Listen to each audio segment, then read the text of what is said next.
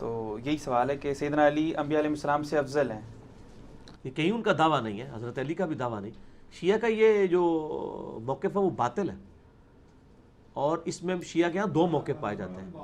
ٹھیک ہے، یہ بالکل باطل ہے ان کا موقف. جو شیعہ علماء یہ کہتے ہیں نا کہ انبیاء کے علاوہ چلے ان کو پھر بھی کوئی پذیرائی مل سکتی ہے، ادروائز دوسرے والا موقف. میرا تو موقف وہی ہے کہ جو مولا علی کا اپنا موقف ہے. صحیح بخاری میں حدیث موجود ہے، سیدنا علی ابن ابی طالب رضی اللہ تعالیٰ عنہ وعلیہ السلام کا اپنا بیٹا ہے، وہ پوچھتا ہے. صحیح بخاری میں 3671 آپ دیکھیں، امام بخاری نے اسے حضرت ابوبکر کے فضائل کے چیپٹر میں نقل کیا.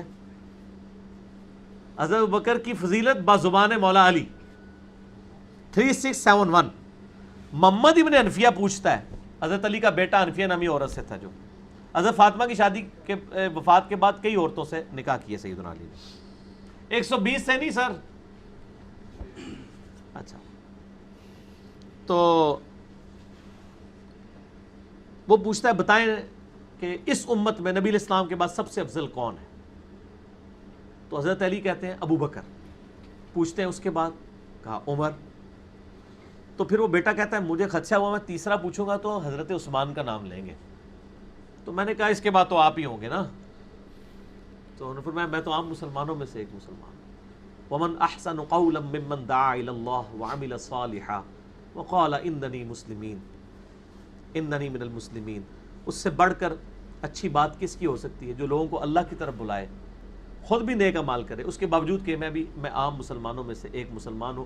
میں تو صرف سر تسلیم خم کرنے والا ہوں اپنے رب کے حضور. تو مولا علی حضرت ابوبکر عمر کو اپنے سے افضل سمجھتے تھے. اگر کوئی حضرت علی کو ان سے افضل سمجھتا ہے، ابوبکر عمر پر یعنی تبرہ نہ کرے، تو یہ عقیدہ اہل سنت کے ہاں ائمہ میں پایا جاتا ہے. امام حاکم حضرت علی کو فضیلت دیتے تھے، امام عبدالرزاق فضیلت دیتے تھے. ایسے لوگوں کو تفضیلی سنی کہا جاتا ہے. یہ قطعی مسئلہ نہیں، ایک ظنی مسئلہ ہے. البتہ چونکہ مولا علی خود کہہ رہے ہیں کہ میں ابوبکر عمر کو اپنے آپ سے افضل سمجھتا ہوں، تو میرا خیال ہمیں مولا علی کا ساتھ دینا چاہیے.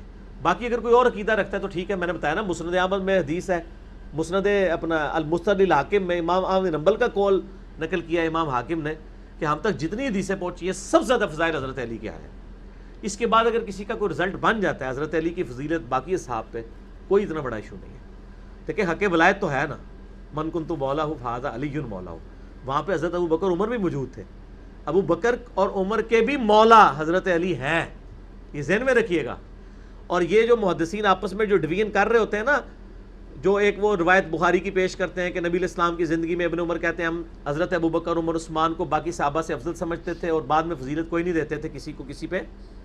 اس طرح کی روایت میرے نزدیک ان کی تعویل یہ ہے کہ اہل بیت کو الگ سے وہ گنتے تھے.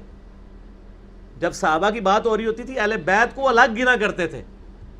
میرا تو خیال نہیں ہے کہ حضرت ابو بکر عمر خود یہ بات کریں کہ جی میں فاطمہ سے افضل ہوں، تو خود ان کی اتنی عزت کرتے تھے.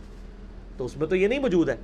اہل بیت کو الگ لیا جاتا تھا. اور آج آپ کو میں ایک نئی بات دے دیتا ہوں آن ایئر. محدثین نے جو کتابیں لکھی ہیں نا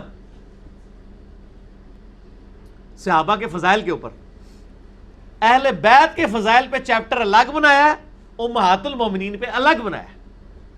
امہات المومنین کی فضائل والا جو چیپٹر ہے اس کو اہل بیت والے میں انہوں نے داخل نہیں کیا، حالانکہ وہ اہل بیت ہے.